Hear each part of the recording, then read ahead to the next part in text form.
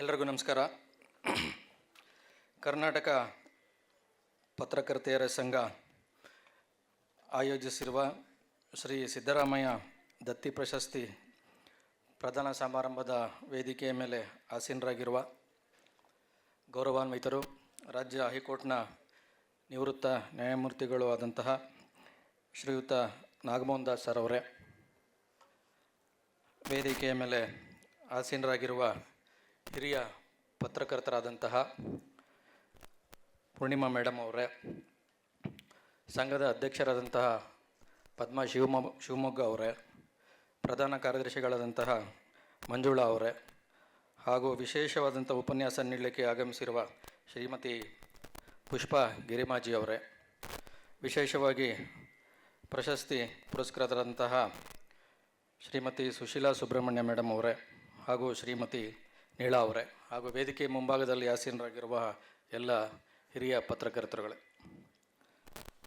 ಒಂದು ವಿಶೇಷವಾದಂಥ ಕಾರ್ಯಕ್ರಮವನ್ನು ಇವತ್ತು ಕರ್ನಾಟಕ ಪತ್ರಕರ್ತೆಯರ ಸಂಘ ಆಯೋಜಿಸಿದೆ. ಸಂಘದ ಅಧ್ಯಕ್ಷರು ಮತ್ತು ನಾನು ಸುಮಾರು ತಿಂಗಳುಗಳ ಹಿಂದೆ ಒಂದು ಚರ್ಚೆ ಮಾಡಿದ್ವಿ.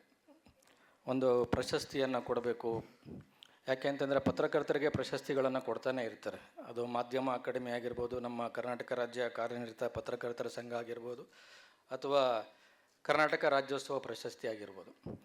ಆದರೆ ಅಲ್ಲಿ ಮಹಿಳೆಯರಿಗೆ ಪ್ರಶಸ್ತಿ ಸಿಗುವಂಥದ್ದು ಭಾಳ ಕಡಿಮೆ. ಈ ಬಾರಿ ರಾಜ್ಯೋತ್ಸವ ಪ್ರಶಸ್ತಿ ಕೂಡ ಒಬ್ಬ ಮಹಿಳಾ ಪತ್ರಕರ್ತರಿಗೂ ಕೂಡ ಬಂದಿಲ್ಲ. ಕೆಲವರು ಫೋನ್ ಮಾಡಿ ಅಸಮಾಧಾನವನ್ನು ಕೂಡ ವ್ಯಕ್ತಪಡಿಸಿದರು.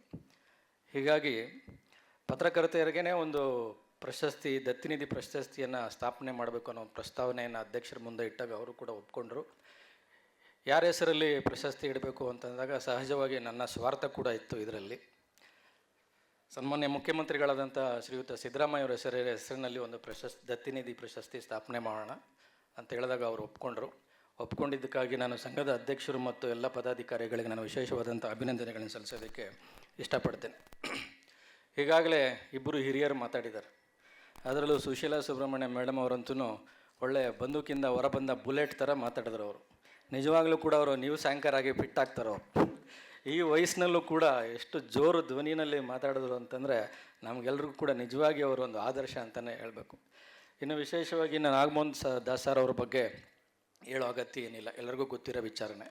ಸಂವಿಧಾನ ಓದು ಅನ್ನೋವಂಥ ಒಂದು ವಿಶೇಷವಾದಂಥ ಅಭಿಯಾನವನ್ನು ಅವರು ಇಡೀ ರಾಜ್ಯಾದ್ಯಂತ ನಡೆಸ್ತಾ ಇದ್ದಾರೆ. ನಿಜವಾಗ್ಲೂ ಕೂಡ ಸಂವಿಧಾನದ ಬಗ್ಗೆ ತಿಳುವಳಿಕೆ ಯಾರಿಗೂ ಇಲ್ಲ, ತಿಳ್ಕೊಂಡವ್ರು ತುಂಬ ಕಡಿಮೆ ಜನ. ಅದರಲ್ಲೂ ಮಕ್ಕಳಲ್ಲಿ ಸಂವಿಧಾನ ಓದು ಅನ್ನೋ ಅಭಿಯಾನದ ಮೂಲಕ ಆ ಸಂವಿಧಾನದ ಬಗ್ಗೆ ತಿಳುವಳಿಕೆಯನ್ನು ಮೂಡಿಸ್ತಾ ಇರೋದು ನಿಜಕ್ಕೂ ಕೂಡ ಶ್ಲಾಘನೀಯವಾದಂಥ ಕಾರ್ಯ ಅಂತ ಹೇಳಕ್ಕೆ ಇಷ್ಟಪಡ್ತೇನೆ. ನನಗೊಂದು ಹೆಮ್ಮೆ ಏನು ಅಂತಂದರೆ ನಮ್ಮೂರಿನವರು, ಅವರು ರಿಟೈರ್ಡ್ ಆದರೂ ಕೂಡ ಒಂದು ದಿವಸ ಕೂಡ ಮನೇಲಿ ಕೂತಿಲ್ಲ. ನನಗೆ ಕೇಳ್ತಿದ್ದೆ, ಏನು ಸರ್ ಊರಿಗೆ ಹೋಗ್ತೀರಾ ಹೆಂಗೆ ಅಂತ. ಇಲ್ಲ, ಟೈಮ್ ಸಿಕ್ಕಲ್ಲ, ನಾನು ಇಡೀ ರಾಜ್ಯ ಓಡಾಡ್ತಾ ಇರ್ತೀನಿ ಅಂತ. ಇಡೀ ರಾಜ್ಯ ಓಡಾಡ್ತಾ ಕಾರ್ಯಕ್ರಮಗಳನ್ನು ಮಾಡ್ತಾ ಯುವ ಸಮೂಹದಲ್ಲಿ ಒಂದು ಸಂವಿಧಾನದ ಬಗ್ಗೆ ತಿಳುವಳಿಕೆ ಮೂಡಿಸುವಂಥ ಪ್ರಯತ್ನವನ್ನು ಸಾರ್ ಅವರು ಮಾಡ್ತಾ ಇದ್ದಾರೆ. ಅದು ಕೂಡ ಶ್ಲಾಘನೀಯ ಅಂತ ನಾನು ಈ ಸಂದರ್ಭದಲ್ಲಿ ಹೇಳೋಕ್ಕೆ ಇಷ್ಟಪಡ್ತೇನೆ. ಹಲವಾರು ಜನ ಹಿರಿಯ ಪತ್ರಕರ್ತರಿರೋದ್ರಿಂದ ನಾನು ಕಿರಿಯನಾಗಿ ಜಾಸ್ತಿ ಏನು ಮಾತಾಡೋಕ್ಕೆ ಹೋಗಲ್ಲ. ಆದರೂ ನನ್ನ ಒಂದೆರಡು ಅನಿಸಿಕೆಗಳನ್ನು ಈ ಸಂದರ್ಭದಲ್ಲಿ ಹೇಳೋಕ್ಕೆ ಇಷ್ಟಪಡ್ತೇನೆ. ಇವತ್ತಿನ ದಿನಗಳಲ್ಲಿ ಪತ್ರಿಕೋದ್ಯಮ ಯಾವ ಕಡೆ ಹೋಗ್ತಾ ಇದೆ ಅಂತ ನಮ್ಮ ಹಿರಿಯ ಪತ್ರಕರ್ತರಂಥ ಸುಶೀಲಾ ಮೇಡಮ್ ಅವರು ಹೇಳಿದ್ರು. ನಿಜವಾಗ್ಲೂ ಕೂಡ ಒಂದು ಬೇಸರನೇ ಇದು. ಯಾಕೆ ಅಂತಂದರೆ ತಲೆ ಉಪಯೋಗಿಸ್ಬೇಕು ಅಂತ ಅವರು ಸಲಹೆ ಕೊಟ್ಟರು. ನಿಜವಾಗ್ಲೂ ತಲೆ ಉಪಯೋಗಿಸೋಂಥ ಪತ್ರಕರ್ತರು ಭಾಳ ಅಪರೂಪ ಆಗಿಬಿಟ್ಟಿದ್ದಾರೆ.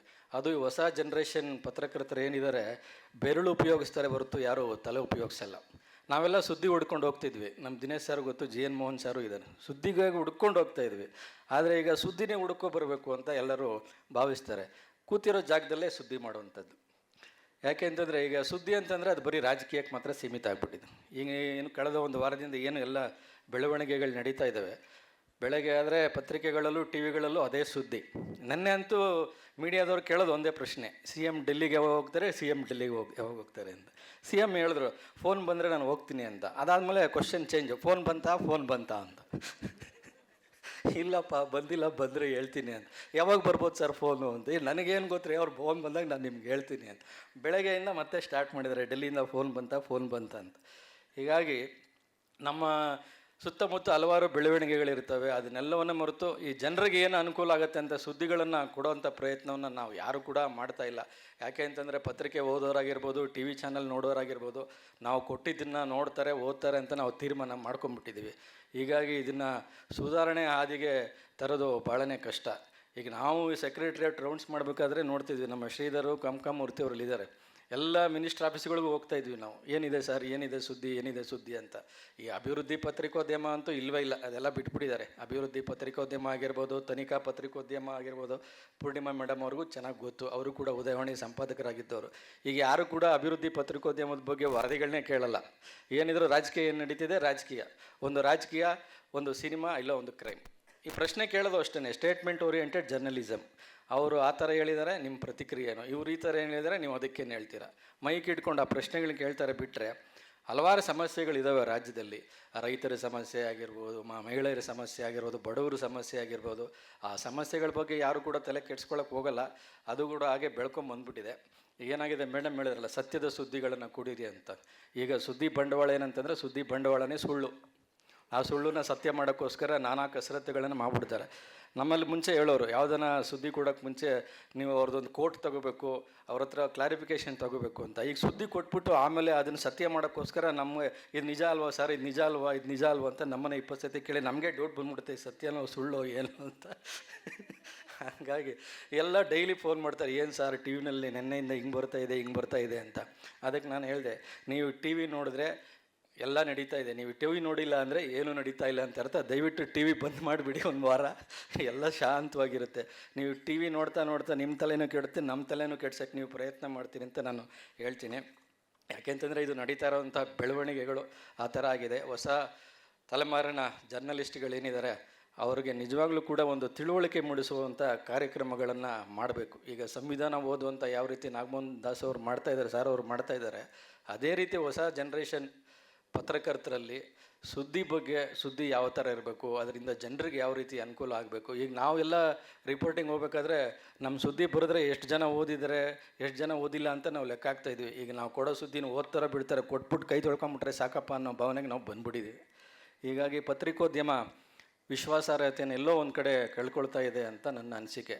ಈಗ ಸಾರ್ ಹೇಳಿದ್ರು ಅಭಿವ್ಯಕ್ತಿ ಸ್ವಾತಂತ್ರ್ಯ ಅಂತ, ಅದೇ ಎಲ್ಲೋ ಒಂದು ಕಡೆ ಶಾಪನೂ ಆಗಿಬಿಟ್ಟಿದೆ. ಯಾಕೆ ಅಂತಂದರೆ ನಾವು ಏನು ಬರೆದ್ರೂ ಕೂಡ ಯಾರೂ ಕೇಳಲ್ಲ, ನಮ್ಮನ್ನೇನು ಮಾಡಲ್ಲ ಅನ್ನೋದೊಂದು ಮನಸ್ಥಿತಿ. ಬ್ರೇಕಿಂಗ್ ನ್ಯೂಸ್ ಭರಾಟೆ ಜಾಸ್ತಿ ಆಗಿರೋದ್ರಿಂದ ಯಾರು ಫಸ್ಟು ಸುದ್ದಿ ಕೊಡ್ತೀವಿ ಅನ್ನೋದು ಮುಖ್ಯ, ಯಾರು ಸುದ್ದಿ ಬ್ರೇಕ್ ಮಾಡ್ತಾರೆ ಅನ್ನೋದು ಮುಖ್ಯ.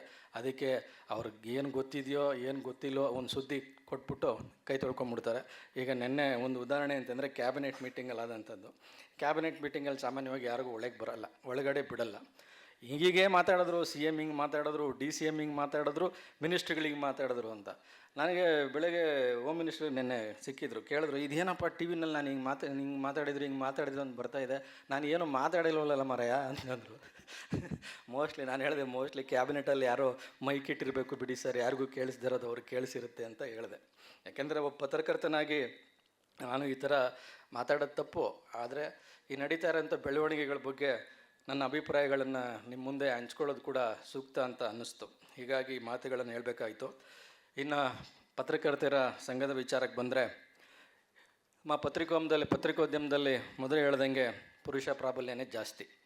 ಅದರ ಭಾರವನ್ನು ಸ್ವಲ್ಪ ಇಳಿಸ್ಕೋಬೇಕು. ಯಾಕೆ ಅಂತಂದರೆ ಪತ್ರಿಕಾ ವೃತ್ತಿಯಲ್ಲಿ ಪತ್ರಕರ್ತೆಯರ ಪ್ರಮಾಣ ಹೆಚ್ಚಾದಷ್ಟು ಕೂಡ ಆತ್ಮವಂಚನೆಯ ಪ್ರಮಾಣ ಕೂಡ ಕಡಿಮೆ ಆಗುತ್ತೆ ಅನ್ನೋದು ನನ್ನ ಅನಿಸಿಕೆ. ಯಾಕೆಂತಂದರೆ ಅಭಿವ್ಯಕ್ತಿ ಅನ್ನೋದು ಮಹಿಳೆಯರ ಒಂದು ಚೈತನ್ಯದಲ್ಲೇ ಇದೆ. ಪತ್ರಕರ್ತೆಯರು ಸಹಜವಾಗಿ ಅಭಿವ್ಯಕ್ತಿಗೊಂಡಾಗ ಸಮಾಜ ಕೂಡ ಸ್ವಾಸ್ಥ್ಯವಾಗಿರ್ತದೆ. ಈ ಪತ್ರಕರ್ತೆಯರ ಸಂಘದ ಉದ್ಘಾಟನಾ ಕಾರ್ಯಕ್ರಮದಲ್ಲಿ ನಾನೊಂದು ಮಾತು ಹೇಳಿದ್ದೆ. ಏನಪ್ಪ ಅಂತಂದರೆ, ಇಡೀ ವಿಶ್ವಕ್ಕೆ ಏನು ಕೋವಿಡ್ ಬಂತು, ಆ ಸಂದರ್ಭದಲ್ಲಿ ಆ ಕೋವಿಡ್ ಸನ್ನಿವೇಶವನ್ನು ಅತ್ಯಂತ ಯಶಸ್ವಿಯಾಗಿ ಮತ್ತು ಮಾನವೀಯವಾಗಿ ನಿರ್ವಹಿಸಿದ್ದು ಮಹಿಳಾ ಅಧ್ಯಕ್ಷರು ಇರುವ ದೇಶಗಳು ಮಾತ್ರ. ಇವತ್ತಿನವರೆಗೂ ಯುದ್ಧಗಳು ನಡೀತವೆ ಅದನ್ನು ರೋಚಕವಾಗಿ ವಿಜೃಂಭಿಸಿ ಸುದ್ದಿ ಮಾಡಿದಂತಹ ಮಹಿಳಾ ಪತ್ರಕರ್ತರನ್ನೆಲ್ಲೂ ಕೂಡ ನೋಡಿಲ್ಲ. ಈಗ ನಾವು ಹುಡುಗರಾದರೆ ಒಂದು ಸಣ್ಣ ಸನ್ನಿವೇಶನ ಕೂಡ ಅದನ್ನು ರೋಚಕವಾಗಿ ಸೃಷ್ಟಿ ಮಾಡಿ ಪ್ರಸಾರ ಮಾಡಿಬಿಡ್ತೀವಿ. ಆದರೆ ಮಹಿಳೆಯರು ಸ್ವಲ್ಪ ಯೋಚನೆ ಮಾಡಿ ಬರೀತಾರೆ. ಹೀಗಾಗಿ ಮಹಿಳಾ ಪತ್ರಕರ್ತರ ಅಭಿವ್ಯಕ್ತಿ ಹೆಚ್ಚೆಚ್ಚು ಸಮಾಜಮುಖಿ ಆಗಿರುತ್ತೆ ಅನ್ನೋದು ನನ್ನ ಅನಿಸಿಕೆ. ಆರಂಭದಲ್ಲಿ ಬೆರಳೆಣಿಕೆಯಷ್ಟು ಮಹಿಳಾ ಪತ್ರಕರ್ತರಿದ್ದರು. ಈಗ ಅವರ ಸಂಖ್ಯೆ ಸ್ವಲ್ಪ ಸಮಾಧಾನ ಆಗೋ ರೀತಿಯಲ್ಲಿ ಬೆಳೀತಾ ಇದೆ. ಆದರೂ ಇವತ್ತಿನ ಕಾರ್ಯಕ್ರಮಕ್ಕೆ ಇನ್ನೂ ಹೆಚ್ಚಿನ ಸಂಖ್ಯೆಯಲ್ಲಿ ಮಹಿಳಾ ಪತ್ರಕರ್ತರು ಬರಬೇಕಾಗಿತ್ತು, ಬಂದಿಲ್ಲ. ಮುಂದಿನ ದಿನಗಳಲ್ಲಾದರೂ ಕೂಡ ಹೆಚ್ಚಿನ ಸಂಖ್ಯೆಯಲ್ಲಿ ಭಾಗವಹಿಸ್ತಾರೆ ಅನ್ನೋ ವಿಶ್ವಾಸ ಇದೆ. ಕನ್ನಡ ಪತ್ರಿಕೋದ್ಯಮವನ್ನು ಕಟ್ಟಿ ಬೆಳೆಸೋದ್ರಲ್ಲಿ ಮಹಿಳಾ ಪತ್ರಕರ್ತರ ಪಾಲು ಕೂಡ ಜಾಸ್ತಿ ಇದೆ. ಈಗ ಯಾಕೆ ಅಂತಂದರೆ ಮೇಡಮ್ ಅವರು ತಮ್ಮ ಅನುಭವವನ್ನು ಹೇಳಿದ್ರು. ಇಲ್ಲಿವರೆಗೂ ಅವರು ಪತ್ರಿಕೆಯನ್ನು ನಡೆಸ್ಕೊಂಡು ಬರ್ತಾ ಇರೋದು ನಿಜವಾಗ್ಲೂ ಕೂಡ ಒಂದು ಒಳ್ಳೆಯ ಕೆಲಸ. ಮಹಿಳಾ ಪತ್ರಕರ್ತರು ಇತ್ತೀಚಿನ ದಿನಗಳಲ್ಲಿ ಪುರವಣಿ ಆಗಿರ್ಬೋದು, ಪಾಕ್ಷಿಕ ಆಗಿರ್ಬೋದು, ಬರೀ ಮಾಸಿಕ ಇದಕ್ಕೆ ಮಾತ್ರ ಸೀಮಿತ ಆಗ್ತಾ ಇದ್ದಾರೆ. ಎಲ್ಲ ವಿಭಾಗಗಳಲ್ಲೂ ಕೂಡ ಮತ್ತು ರಾಜಕೀಯ ವರದಿಗಾರಿಕೆಯಲ್ಲಿ ಮುದ್ರಣ ಕ್ಷೇತ್ರದಲ್ಲಿ ಮಹಿಳಾ ಪತ್ರಕರ್ತರ ಸಂಖ್ಯೆ ಹೆಚ್ಚಾಗಬೇಕು. ಈಗ ನಾವೆಲ್ಲ ರಿಪೋರ್ಟಿಂಗ್ ಮಾಡುವಾಗ ಈ ನ್ಯಾಷನಲ್ ಮೀಡಿಯಾದಲ್ಲಿ ಇದ್ದಿದ್ದು ಒಂದೋ ಇಬ್ಬರು ಇದ್ದರು ಮಹಿಳೆಯರು. ಈಗ ಅವರು ಹೆಚ್ಚಿನ ಸಂಖ್ಯೆಯಲ್ಲಿ ಎಲ್ಲ ಕಡೆ ಕೂಡ ಕಾಣಿಸ್ಕೊಳ್ತಾ ಇದ್ದಾರೆ. ಈಗ ಹೇಳಿದ್ರು ಮೇಡಮ್ ಅವರು, ನೀಳಾ ಮೇಡಮ್ ಅವರು ಹೇಳಿದ್ರು, ಎಲ್ಲ ಆದಿ ಬೀದಿಗಳಲ್ಲಿ ನಿಂತು ಅವರು ವರದಿಗಾರಿಕೆ ಮಾಡ್ತಾ ಇರ್ತಾರೆ ಅಂತ. ನಾನು ಕೂಡ ಪ್ರಿಂಟ್ ಮೀಡಿಯಾದಿಂದ ಬಂದಿರೋದ್ರಿಂದ ಈ ಮಾತನ್ನು ನಾನು ಹೇಳೋದಕ್ಕೆ ಇಷ್ಟಪಡ್ತೇನೆ. ಈ ರಾಜಕೀಯ ವಿಡಂಬನೆಗಳ ಮೂಲಕ ರಾಜಕಾರಣಿಗಳನ್ನು ತಿದ್ದುವ ಅವಕಾಶಗಳೇನಿದ್ದಾವೆ ಅದನ್ನು ನಾವು ಮಹಿಳಾ ಪತ್ರಕರ್ತರಿಂದ ತಿಳ್ಕೋಬೇಕು. ಯಾಕೆಂತಂದರೆ ಅವರಿಗೆ ತಮ್ಮ ಸಾಮರ್ಥ್ಯದ ಅರಿವು ಏನು ಅನ್ನೋದು ಚೆನ್ನಾಗಿ ಗೊತ್ತಿರ್ತದೆ. ಹೀಗಾಗಿ ರಾಜಕೀಯ ವರದಿಗಾರಿಕೆಯಲ್ಲೂ ಕೂಡ ಮಹಿಳಾ ಪತ್ರಕರ್ತರು ಹಿಂಜರಿಬಾರದು ಅಂತ ನನ್ನ ಅನಿಸಿಕೆ. ಒಂದು ಕುಟುಂಬದೊಳಗೆ ಇರುವಂತಹ ರಾಜಕಾರಣವನ್ನು ಮಹಿಳೆಯರು ಚೆನ್ನಾಗಿ ಅರಿತಿರ್ತಾರೆ. ಹೀಗಾಗಿ ಮಹಿಳೆಯರು ಪತ್ರಕರ್ತೆಯರಾದರೆ, ಅದರಲ್ಲೂ ಕೂಡ ರಾಜಕೀಯ ವಿಶ್ಲೇಷಣೆಗೆ ಮುಂದಾದರೆ, ರಾಜಕೀಯದ ಒಳ ಮತ್ತು ಹೊರ ಹೋಗುಗಳನ್ನು ಅವರು ಚೆನ್ನಾಗಿ ಆಳವಾಗಿ ಅರ್ಥಕೊಳ್ಬೋದು, ಇತರರಿಗಿಂತ ಸಶಕ್ತವಾಗಿ ಅವರು ಅಂದಾಜು ಮಾಡಬಹುದು ಅನ್ನೋದು ನನ್ನ ಅಭಿಪ್ರಾಯ.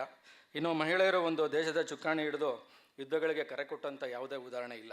ಆದರೆ ಯುದ್ಧ ಎದುರಾದಾಗ ಸಮರ್ಥವಾಗಿ ನಿರ್ವಹಿಸಿದ ಉದಾಹರಣೆಗಳು ನಮ್ಮ ಕಣ್ಮುಂದೆ ಇದ್ದಾವೆ. ಇದಕ್ಕೆ ನಮ್ಮ ಕಿತ್ತೂರು ರಾಣಿ ಚೆನ್ನಮ್ಮ ಆಗಿರ್ಬೋದು, ಝಾನ್ಸಿ ರಾಣಿ ಲಕ್ಷ್ಮೀಬಾಯಿ ಆಗಿರ್ಬೋದು, ಅಥವಾ ಇಂದಿರಾ ಗಾಂಧಿಯವರಾಗಿರ್ಬೋದು. ಹೀಗಾಗಿ ಪತ್ರಕರ್ತೆಯರಿಗೆ ಇರುವ ಕೌಶಲ್ಯವನ್ನು ಪತ್ರಿಕಾ ರಂಗ ಇವತ್ತು ಸೂಕ್ಷ್ಮವಾಗಿ ಬಳಸ್ಕೊಳ್ಳುವಂಥ ಕೆಲಸ ಆಗಬೇಕಾಗಿದೆ. ರಾಜಕೀಯ ವರದಿಗಾರಿಕೆ, ವಿಡಂಬನಾ ಶೈಲಿ ಬರಹ, ವ್ಯಂಗ್ಯಚಿತ್ರ ರಚನೆಗಳಲ್ಲಿ ಕೂಡ ರಾಜ್ಯಾದ್ಯಂತ ಇರುವ ಪತ್ರಕರ್ತೆಯರನ್ನು ನಾವು ಅವರೊಳಗಿನ ಪ್ರತಿಭೆಯನ್ನು ಹೊರಗಡೆ ತರುವಂಥ ಕೆಲಸವನ್ನು ಮಾಡಬೇಕು. ಇದಕ್ಕೆ ಕರ್ನಾಟಕ ಪತ್ರಕರ್ತೆಯರ ಸಂಘವೇ ರಾಜ್ಯ ಮಟ್ಟದಲ್ಲಿ ಪ್ರತಿಭೆಯ ಅನ್ವೇಷಣೆ ಮಾಡಿದ್ರೆ ಚೆನ್ನಾಗಿರುತ್ತೆ ಅಂತ ನನ್ನ ಅನಿಸಿಕೆ. ಯಾಕೆ ಅಂತಂದರೆ ಮಹಿಳೆಯರಿಗಿರುವಂತಹ ಒಳನೋಟ ಗಾಢವಾದದ್ದು. ಈ ಒಳನೋಟಗಳು ಸಾಮಾಜಿಕ, ಆರ್ಥಿಕ ಮತ್ತು ರಾಜಕೀಯ ಕ್ಷೇತ್ರಗಳ ಅಭಿವೃದ್ಧಿಗೆ ಒಂದು ರೀತಿಯ ಸಂರಚನೆ ಆಗಬಲ್ಲದು ಅನ್ನೋದು ನನ್ನ ಅಭಿಪ್ರಾಯ. ಹೀಗಾಗಿ ಮಾನ್ಯ ಮುಖ್ಯಮಂತ್ರಿಗಳಾದಂಥ ಸಿದ್ದರಾಮಯ್ಯವರು ಈ ಬಾರಿ ಮಾಧ್ಯಮ ಅಕಾಡೆಮಿಗೆ ಯಾರನ್ನ ಅಧ್ಯಕ್ಷರು ಮಾಡಬೇಕು ಅಂತ ಯೋಚನೆ ಮಾಡಿದಾಗ ಮಹಿಳೆಯರನ್ನೇ ಮಾಡೋದು ಸೂಕ್ತ ಅನ್ನೋದೊಂದು ಅಭಿಪ್ರಾಯ ವ್ಯಕ್ತ ಆಯಿತು. ಹೀಗಾಗಿ ಆಯೇಷಾ ಖಾನಮ್ ಅವರನ್ನು ಮಾಧ್ಯಮ ಅಕಾಡೆಮಿಯ ಅಧ್ಯಕ್ಷರನ್ನಾಗಿ ನೇಮಕ ಮಾಡುವಂಥ ನಿರ್ಧಾರಗಳನ್ನು ಸನ್ಮಾನ್ಯ ಮುಖ್ಯಮಂತ್ರಿಗಳು ತಗೊಂಡರು. ರಾಜ್ಯಾದ್ಯಂತ ಇರುವ ಎಲ್ಲ ಮಾಧ್ಯಮಗಳಲ್ಲಿ ಕೆಲಸ ಮಾಡುವ ಮಹಿಳಾ ಪತ್ರಕರ್ತರನ್ನು ಒಗ್ಗೂಡಿಸುವುದು ಸುಲಭ ಕೆಲಸ ಅಲ್ಲ. ಆದರೆ ಸಂಘ ಈ ಕೆಲಸ ಮಾಡ್ತಾ ಇದೆ. ಇದು ನಿಜಕ್ಕೂ ಕೂಡ ಶ್ಲಾಘನೀಯ ಅಂತ ನಾನು ಈ ಸಂದರ್ಭ ಹೇಳಕ್ಕೆ ಇಷ್ಟಪಡ್ತೇನೆ. ಇನ್ನು ಇವತ್ತು ಇಬ್ಬರು ಪ್ರಶಸ್ತಿ ಪುರಸ್ಕೃತರು 40 ವರ್ಷಗಳಿಂದ ಏಕಾಂಗಿಯಾಗಿ ಆರ್ಥಿಕ ವಿಚಾರ ಮತ್ತು ವಿಶ್ಲೇಷಣೆಗಳನ್ನು ಒಳಗೊಂಡ ಸದರನ್ ಎಕನಾಮಿಸ್ಟ್ ಪತ್ರಿಕೆಯನ್ನು ಹೊರತರ್ತಾ ಇರೋಂತಹ 92, ಅವರಿಗೆ ಯಾರು ಕೂಡ 92 ಅಂತ ಹೇಳೋಕ್ಕೆ ಆಗಲ್ಲ. ಯಾಕೆ ಅಂತಂದರೆ ಕಂಚಿನ ಕಂಠದವರು ಅವರು. ಹೀಗಾಗಿ ಅವರು ಅಧ್ಯಯನ ಕೇಂದ್ರ, ಪುಸ್ತಕ ಪ್ರಕಟಣೆಯಲ್ಲಿ ತೊಡಗಿದ್ದಾರೆ. ಅವರ ಲವಲವಿಕೆ ಮತ್ತು ಜೀವನ ಪ್ರೀತಿ ಮತ್ತು ವೃತ್ತಿಬದ್ಧತೆ ಸದಾ ನಮ್ಮಂಥ ಕಿರಿಯ ಪತ್ರಕರ್ತರಿಗೆ ಯಾವತ್ತು ಆದರ್ಶಪ್ರಾಯವಾಗಿರುತ್ತೆ. ಜೊತೆಗೆ ಇನ್ನು ಶ್ರೀಮತಿ ನೀಳಾ ಅವರು ಚಿಕ್ಕಮಗಳೂರಿನ ಜಿಲ್ಲಾ ವರದಿಗಾರರಾಗಿದ್ದುಕೊಂಡು ನಕ್ಸಲ್ ಪೀಡಿತ ಪ್ರದೇಶಗಳಿಗೆ ತೆರಳಿ ಸೂಕ್ಷ್ಮ ವರದಿಗಳನ್ನು ಕೊಟ್ಟಿದ್ದಾರೆ. ಇದು ಸಣ್ಣ ವಿಚಾರ ಅಲ್ಲ. ಅದು 25 ವರ್ಷಗಳ ಹಿಂದೆ ಜನಗಳ ಆಶೋತ್ತರವನ್ನು ಅರಿತು ಅವ್ರಿಗೆ ಏನೇನು ಆಗಬೇಕು ಅದನ್ನೆಲ್ಲ ನೋಡಿ, ಜೊತೆಗೆ ಸ್ಥಾಪಿತ ಹಿತಾಸಕ್ತಿಗಳ ವಿರುದ್ಧ ಬರೆಯೋದು, ಪ್ರವಾಹದ ವಿರುದ್ಧ ಈಜದಂತೆ. ಅವರ ವೃತ್ತಿಬದ್ಧತೆ ಕೂಡ ಕಿರಿಯ ಪತ್ರಕರ್ತರಿಗೆ ಮಾದರಿ ಅಂತ ನಾನು ಈ ಸಂದರ್ಭದಲ್ಲಿ ಹೇಳೋಕ್ಕೆ ಇಷ್ಟಪಡ್ತೇನೆ. ಯಾಕೆಂತ ನಾನು ಮೊದಲೇ ಹೇಳ್ದಂಗೆ ಇತ್ತೀಚೆಗೆ ತನಿಖಾ ಪತ್ರಿಕೋದ್ಯಮ ಬಿದ್ದೋಗಿದೆ, ಎಲ್ಲೂ ನಡೀತಾ ಇಲ್ಲ. ಯಾರಿಗಾದರೂ ಒಂದು ತನಿಖಾ ಪತ್ರಿಕೋದ್ಯಮಕ್ಕೆ ಒಂದು ತನಿಖಾ ವರದಿ ಕೊಡಿ ಅಂತಂದರೆ ಮೇಲೆ ಕೆಳಗೆ ನೋಡ್ತಾರೆ, ನಮ್ಗೆ ಯಾಕೆ ಬೇಕು ಸಾಬರು, ಏನು ಹೆಚ್ಚು ಕಡಿಮೆ ಆಗುತ್ತೆ ಅಂತ. ಹೀಗಾಗಿ ಅಭಿವೃದ್ಧಿ ಪತ್ರಿಕೋದ್ಯಮ ಮತ್ತು ತನಿಖಾ ಪತ್ರಿಕೋದ್ಯಮಕ್ಕೆ ಮತ್ತೆ ಅವಕಾಶಗಳು ಸಿಗುವಂಥ ಕೆಲಸವನ್ನು ಆಗಬೇಕು. ಈ ನಿಟ್ಟಿನಲ್ಲಿ ನಮ್ಮ ಹೊಸ ಜನ್ರೇಷನ್ ಏನಿದ್ದಾರೆ, ಈಗ ಯೂನಿವರ್ಸಿಟಿಗಳಿಂದ ಯಾರು ಬರ್ತಾರೆ ಪತ್ರಕರ್ತರು, ಅವರಿಗೆ ಮೈಕ್ ಹಿಡ್ಕೊಂಡ್ರೆ ಅದೇನೋ ಒಂದು ಶಕ್ತಿ. ಲೋಗೋ ಹಿಡ್ಕೊಂಡು ಒಂದು ಪ್ರಶ್ನೆ ಕೇಳಿಬಿಟ್ರೆ ಇವತ್ತು ನನ್ನ ಪ್ರಶ್ನೆ ಕೇಳೋದಕ್ಕೂ ನನ್ನ ಜನ್ಮ ಸಾರ್ಥಕ ಆಗೋಯಿತು ಅಂತ. ಅದರಲ್ಲೂ ಕೂಡ ಮುಖ್ಯಮಂತ್ರಿಗಳನ್ನ ಪ್ರಶ್ನೆ ಕೇಳೋದೇ ಅವರಿಗೆ ಒಂದು ದೊಡ್ಡ ಸಾಧನೆ ಅಂತ ತಿಳ್ಕೊಂಬಿಟ್ಟಿದ್ದಾರೆ. ಯಾಕೆ ಅಂತಂದರೆ ಮೀಡಿಯಾ ಅಂತಂದರೆ ಅದೊಂದು ಪ್ರಬಲ ಮಾಧ್ಯಮ. ಅದರಿಂದ ಆ ಮೂಲಕ ನಾವು ಜನರಿಗೆ ಅನುಕೂಲ ಆಗುವಂಥ ಹಲವಾರು ಕೆಲಸಗಳನ್ನು ಮಾಡ್ಬೋದು. ಯಾಕೆಂತಂದರೆ ಸ್ವಾತಂತ್ರ್ಯ ಪೂರ್ವದಲ್ಲಿ ನಾವು ನೋಡಿದಂಗೆ ಅಭಿವೃದ್ಧಿ ಪತ್ರಿಕೋದ್ಯಮ ಅಂತ ಇತ್ತು. ಅವತ್ತು ಅಭಿವೃದ್ಧಿ ಪತ್ರಿಕೋದ್ಯಮ ಅನ್ನೋದು ಇಲ್ಲದೆ ಹೋಗಿದ್ದಿದ್ರೆ ನಮ್ಮ ದೇಶದಲ್ಲಿ ಅಭಿವೃದ್ಧಿಯನ್ನು ಬೆಳಕು ಕಾಣುವಂಥ ಸಾಧ್ಯನೇ ಆಗ್ತಿರಲಿಲ್ಲ. ಅವತ್ತು ಪತ್ರಿಕೆಗಳಾಗಿರ್ಬೋದು, ಪತ್ರಕರ್ತರಾಗಿರ್ಬೋದು, ನಮ್ಮ ದೇಶದಲ್ಲಿ ಯಾವ ರೀತಿ ಅಭಿವೃದ್ಧಿ ಆಗಬೇಕು ಅನ್ನೋದನ್ನು ಸರ್ಕಾರಗಳಿಗೆ ಮನವರಿಕೆ ಆಗೋ ರೀತಿಯಲ್ಲಿ ಸುದ್ದಿಗಳನ್ನು ಬರೀತಾಯಿದ್ರು. ಪತ್ರಕರ್ತರ ಸಂಖ್ಯೆ ಕಡಿಮೆ ಇದ್ದರೂ ಕೂಡ ಅವರ ಬರೀತಾ ಇದ್ದಂಥ ಸುದ್ದಿಗಳು ಅತಿ ಹೆಚ್ಚು ಪರಿಣಾಮಕಾರಿಯಾಗಿರ್ತಾ ಇತ್ತು. ಇವತ್ತು ಎಷ್ಟೋ ಜನ ಪತ್ರಕರ್ತರ ವರದಿಗಳಿಗೆ ಸಚಿವರು ರಾಜೀನಾಮೆ ಕೊಟ್ಟಂಥದ್ದು ಇದೆ, ಸರ್ಕಾರಗಳು ಬಿದ್ದೋದಂಥದ್ದು ಇದೆ. ಆದರೆ ಇತ್ತೀಚಿನ ದಿನಗಳಂಥ ಯಾವುದೇ ವರದಿಗಳು ಕೂಡ ನಮ್ಮಲ್ಲಿ ಬರ್ತಾ ಇಲ್ಲ.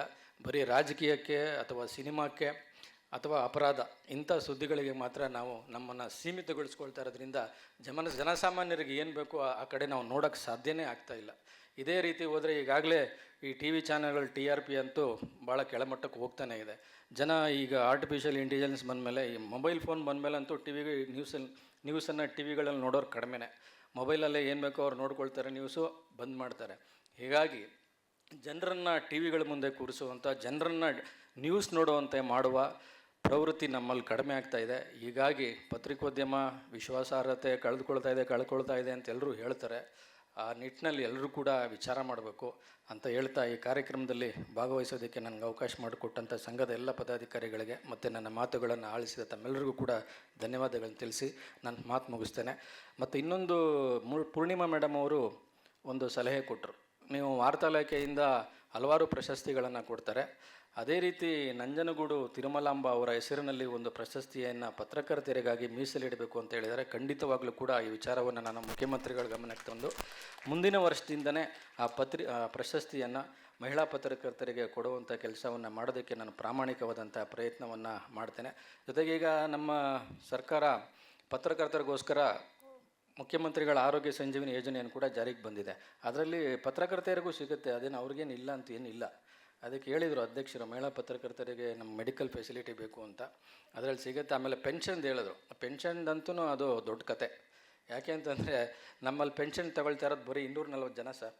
ದಿನೇಶ್ ಸರ್ಗೂ ಚೆನ್ನಾಗಿ ಗೊತ್ತು, ಇಲಾಖೆಯಲ್ಲಿ ಹೆಚ್ಚು ವರ್ಷ ಕೆಲಸ ಮಾಡಿದವರು. ಅದಕ್ಕೆ ಹಾಕಿರೋ ನಿಬಂಧನೆಗಳನ್ನು ನೋಡಿಬಿಟ್ರೆ ಯಾರಿಗೂ ಪೆನ್ಷನ್ನೇ ಸಿಗಬಾರ್ದು, ಆ ಥರ ಇದೆ. ಸರ್ಕಾರ ದುಡ್ಡು ಕೊಡುತ್ತೆ, ಆದರೆ ಪೆನ್ಷನ್ ಸಿಗೋಲ್ಲ. ತಟ್ಟೆ ತುಂಬ ಊಟ ಇಡ್ತಾರೆ, ಅದು ತಿನ್ನಬಾರ್ದು, ನೋಡ್ಕೊಂಡಿರಬೇಕು. ಹೀಗಾಗಿ ಅದನ್ನೆಲ್ಲ ಕಂಡೀಷನರ್ಸ್ನೆಲ್ಲ ಈಗ ಸಡಿಲ ಮಾಡ್ತಾ ಇದ್ದೀವಿ. ಯಾಕೆಂತಂದರೆ ರಿಟೈರ್ಡ್ ಆದಮೇಲೆ ಸರ್ಕಾರ ಕೊಡುವಂಥ ಪೆನ್ಷನ್ನಲ್ಲಿ ಏನೋ ಅವರೇನು ಅರಮನೆ ಕಟ್ಟಕ್ಕಂತೂ ಆಗಲ್ಲ. ಅವ್ರಿಗೆ ಔಷಧಿಗೋ ಮದ್ದು ಮಾತ್ರೆಗೆ ಅನುಕೂಲ ಆದರೆ ಅದೇ ಸಾಕಾಗತ್ತೆ. ಆದರೆ ಸೌಲಭ್ಯ ಎಲ್ರಿಗೂ ತಲುಪಬೇಕು. ಸಾವಿರಾರು ಜನ ಅರ್ಜಿ ಹಾಕ್ತಾರೆ, ಆದರೆ ಕೊನೆಗೆ ಉಳ್ಕೊಳ್ಳೋದು ಒಂದು 4-5 ಜನ ಅದಕ್ಕೆ ಅರ್ಹರಾಗ್ತಾರೆ. ಹೀಗಾಗಿ ಏನು ಅದರಲ್ಲಿ ಕಠಿಣವಾದ ನಿಬಂಧನೆಗಳನ್ನ ಹಾಕಿದ್ದಾರೆ, ಅದನ್ನೆಲ್ಲ ಕೂಡ ಸಡಿಲ ಮಾಡಿದ್ದೀವಿ ಸರ್. ಅದನ್ನು ಎಲ್ರಿಗೂ ಕೂಡ ನಿವೃತ್ತರಿಗೆ ಪೆನ್ಷನ್ ಸಿಗಬೇಕು ಅನ್ನೋ ರೀತಿಯಲ್ಲಿ ಪ್ರಯತ್ನಗಳು ನಡೀತಾ ಇದ್ದಾವೆ. ಇನ್ನೂ ಪತ್ರಕರ್ತರು ಇನ್ನೂ ಹಲವಾರು ಬೇಡಿಕೆಗಳನ್ನು ಸಂಘಕ್ಕೆ ಒಂದು ಜಾಗ ಬೇಕು ಅಂತ ಕೇಳಿದ್ದಾರೆ. ನೀವೆಲ್ಲಾದರೂ ಒಂದು ಜಾಗವನ್ನು ಹುಡುಕಿ ಕೊಟ್ಟರೆ ಅದನ್ನು ನಿಮಗೆ ದೊರಕಿಸ್ಕೊಡೋ ವಿಚಾರದಲ್ಲಿ ಪ್ರಯತ್ನಗಳನ್ನು ಮಾಡ್ಬೋದು ಅಂತೇಳಿ ತಿಳಿಸಿ ನಾನು ಮಾತು ಮುಗಿಸ್ತೇನೆ. ನಮಸ್ಕಾರ.